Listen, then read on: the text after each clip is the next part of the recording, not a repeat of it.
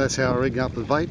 A smaller, well, I call it a bait keeper hook, free running at the top, and down to the main hook, and chicken thigh fillets for bait.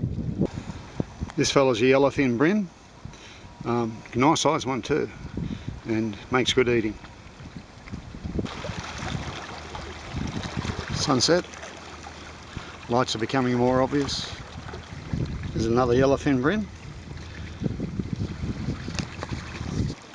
Lights of Newcastle in the background.